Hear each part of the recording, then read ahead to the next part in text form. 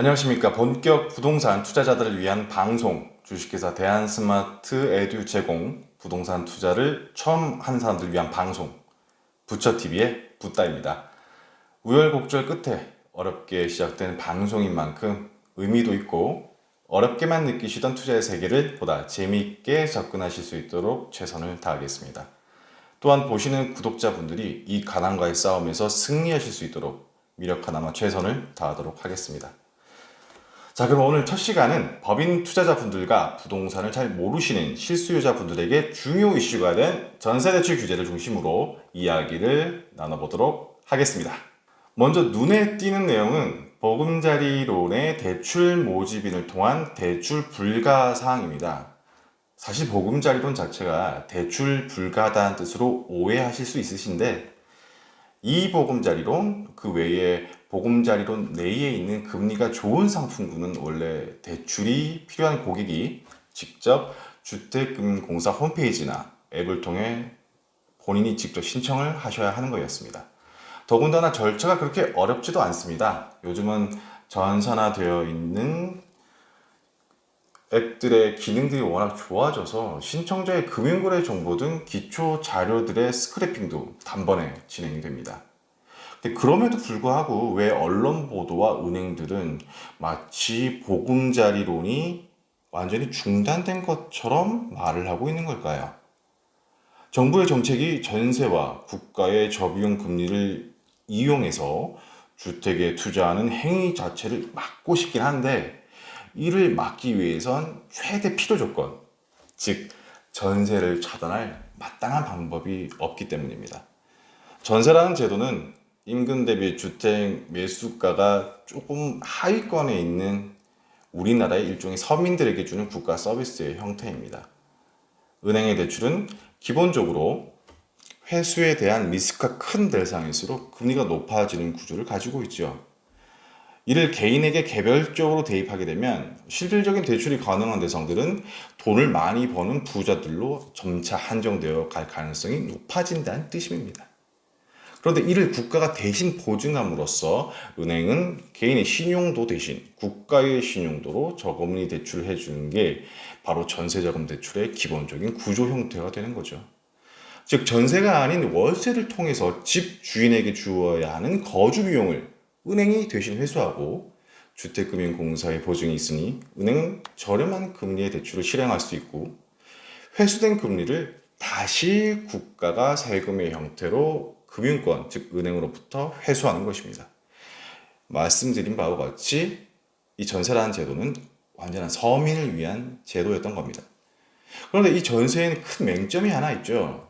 즉 갭 투자의 레버리지로 활용되기에 너무 좋은 구조를 가지고 있기 때문입니다. 전세 보증금이 기본적으로 개인과 개인 간의 계약이기 때문에 일종의 사금융의 형태이고, 그 규모를 정확히 파악하기가 너무 어렵습니다. 그렇기 때문에 그로 인해 규제를 가는 게 현실적으로 좀 어렵다는 데에 있죠.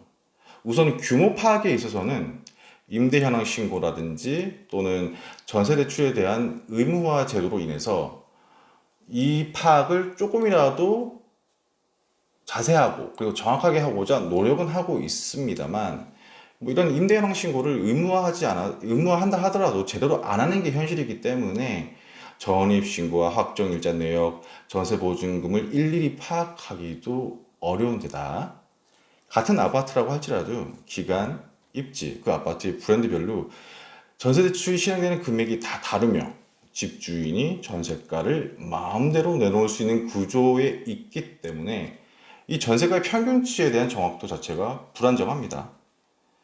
가계 부채가 문제라고 계속 말씀을 하시는데, 정확한 전세 보증금의 규모조차 파악할 수가 없는 이 현실이 사실상 정부 입장에서 더 큰 문제라고 할 수가 있죠. 일단 전세 보증금 규모에 대한 파악이 전혀 되지 않는 순간에 가계부채에 대한 처방을 내리려면 일단 진단을 해야 되는데, 진단 과정에서 전세로 인한 현상, 즉 정부가 주장하는 가계부채의 정확한 레버리지가 어느 정도 수준까지 되는지 파악이 거의 안 된다고 볼 수가 있습니다. 근데 반대로 전세를 월세로 전환하면 이 모든 게 깔끔하게 파악이 됩니다. 월세 임대주택의 취득은 자기자본 플러스 담보대출입니다. 따라서 정부에서는 주택의 가격과 부채 비율을 쉽게 계산할 수 있죠. 또한 규제도 쉽게 가할 수 있게 되는 겁니다. 실제로 민간 임대사업자가 주택 취득을 목적으로 하는 대출을 금지하는 방식의 규제를 가하기도 했었죠. 여기에 월세가 얼마인지 파악하려면 자산별로 수익률을 쉽게 파악할 수 있는 구조가 발생하게 됩니다. 가계부채가 얼마인지, 그중 취득에 들어간 담보대출은 얼마인지, 월세 보증금은 얼마인지 모두 파악할 수 있게 되는 거죠. 쉽게 말해서 세금 부과의 명확한 구간을 설정할 수 있게 되는 겁니다. 정부가 그렇게 월세로 가고 싶어 한다는 것은 부풀려진 유동성을 회수할 때를 준비하고 있는 것이라고 보아야 합니다. 유동성의 회수는 크게 증세와 금리 인상을 통해 이루어집니다. 정부는 공시지가를 올리면서 1주택자들에게조차 실질적인 증세를 진행을 하였죠. 은행은 대출을 통한 수익 구조의 변동을 정부가 지정한 우수한 대부업체라는 그 플랜카드로 파해법을 찾았으며 고승범 금감원장이 9월 16일 날 6개 금융협회장들에게 일종의 경고 메시지를 날렸던 내용으로 인해서 운영 방식에 협조할 수밖에 없는 입장이 되어버렸습니다. 참고로 하나은행이 러시안 캐시와 OK저축은행에 모여서 있는 아프로파이낸셜의 금융 출자를 한 것을 보면 좀 더 이해하실 수 있는 게 좀 편해지실 겁니다. 하나은행은 이런 아프로파이낸셜 협약으로 인해서 아무 리스크 없이 대출을 진행할 수 있게 되었고, 은행에서 제공되던 금리보다 훨씬 더 높은 금리로 회수에 대한 비용 발생조차도 없이 막대한 수익을 얻을 수 있는 구조가 된 겁니다. 자, 그럼 제가 말씀드렸던 이 모든 내용들의 뜻이 과연 무엇이냐? 향후에는 대기업 임직원들에 대한 대출 사항을 유지하는 것조차 각 은행 지점장들의 권한으로 넘어갔다는 뜻이기도 합니다. 이는 대출을 거의 해주지 않겠다는 뜻이며, 혹시라도 대출을 해줘야 하는 특정 대상이나 물건에 문제가 생겼을 경우 지정장선까지만 책임이 전가되도록 만들었습니다. 결국 대출 제한의 내용이 이 모든 내용들의 전부인 겁니다. 만약 전세대출 규제가 지속된다면 정부의 뜻대로 고속화되는 월세 시장을 유치해보는 것이 어떨까 싶어요. 일단 전세대출 규제가 조금 더 심해진다 하더라도 서울 및 수도권을 비롯한 직주 근접성이 좋고 주거 쾌적성이 높은 아파트, 소위 상급지 아파트의 매매 및 전세 가격에는 솔직히 거의 영향을 주지 않을 것으로 보입니다. 영향을 주지 않는다는 말은 매매 및 임대 가격 추세에 영향을 주지 않을 것이라는 의미이며, 유동성이 증가하거나 유지된다면 현재의 매매 및 임대 가격 상승 흐름은 더 강해질 수도 있습니다. 서울 및 수도권 주요 입지 아파트는 여러분이 잘 아시는 이미 똘똘한 한 채의 패러다임이 강하게 적용되는 지역이죠. 전세대출 규제 시행 시 실거주 전세 서민들의 반발이 충분히 있을 수 있습니다. 2020년 10월 16일 규제의 보완 대책 때문인데요. 예를 들어 그때 나왔던 대책의 맹점이 2019년 12월 18일 이후 매매 계약한 주택 중에 보증금을 승계 매수한 경우, 즉 전세가 붙들려 있는 상황에서 주택을 매수했을 경우 그 주택이 현재 가격이 15억인 이상인 경우에 전세 보증금 반환 대출이 불가동되었죠. 즉 새로 매수한 집주인이 이 전세를 끼고 그 전세금을 뺀 나머지 금액을 보태서 집을 샀을 때 이 전세입자가 나가야 될 경우 전세금을 돌려주지 못하는 사건이 발생하는 겁니다. 이런 상급지의 전세 구조는 우리가 투자하는 전세 유동성으로 가격이 유지되는 구조가 아닙니다. 시장의 매매 및 임대 가격 추세에 영향을 주지는 않는다는 뜻인 겁니다. 그렇다면 반대로 앞서 말한 것처럼 수도권이 월세로 전환된다 할지라도 상승된 지속 가능성이 계속 높아지면서 매매가 자체는 계속해서 상승하고 전세가 자체가 만약에 전세 대출로 인해서 실제 세입자가 들어오지 못한다고 할 경우 반대로 고액 월세가 대세를 이루게 될 테니 정부 입장에서는 갭 투자 자체가 현실적으로 어려워지게 된다는 뜻으로 받아들이게 되는 겁니다.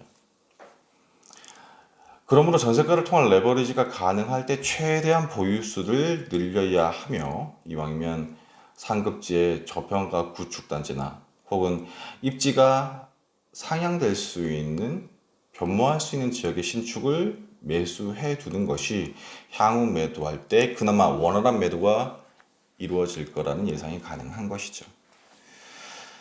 즉 실거주가 필요한 서민들의 경우 전세대출 대신 매수를 선택했을 때 규제지역의 대출한도 규제와 DSR 대상 범위 그리고 미래에 일어날 수도 있는 취등록세 상승. 저는 누군가 특정 후보를 적극 지지하는 것은 아닙니다만 모 후보님께서 만약에 대통령으로 당선이 되신다면 그분이 터치할 수 있는 부분은 가능성이 제일 높은 건 취등록세가 아닐까. 특히 법인 투자자들의 취등록세 부분을 상당 부분 높이지 않을까 예상하고 있습니다.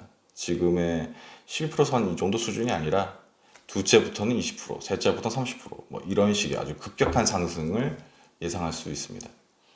때문에 이런 모든 것들을 생각한다면 대출 금액으로 턱없이 좋은 매물가에 접근하기에는 너무나 돈이 부족해지는 게 현실이 될 겁니다.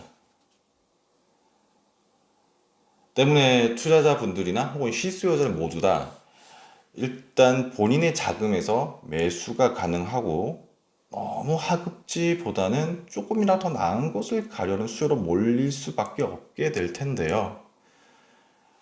그리고 현재 월세 전환을 강하게 밀어붙이는 의도에는 당분간 대량의 신축 매물이 없을 거란 뜻도 됩니다.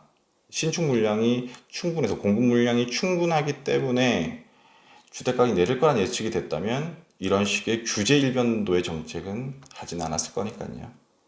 때문에 신축에 대한 메리트도 더욱더 강해질 겁니다.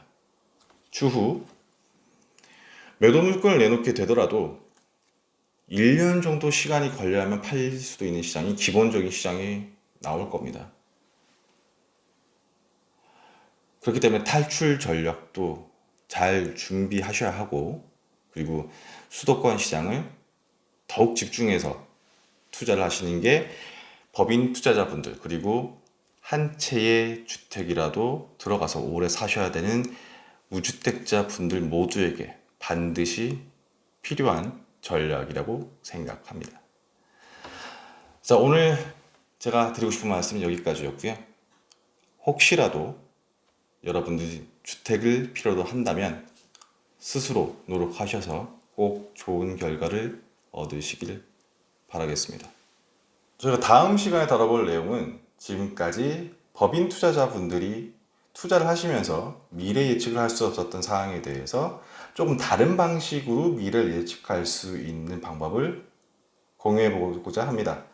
기본적으로 모든 부동산의 지수들은 후행 지수죠. 선행 지수로 과연 우리는 무엇을 보면 되는지 다음 시간을 기대해 주시기 바랍니다. 그럼 다음 시간에 다시 뵙겠습니다. 감사합니다.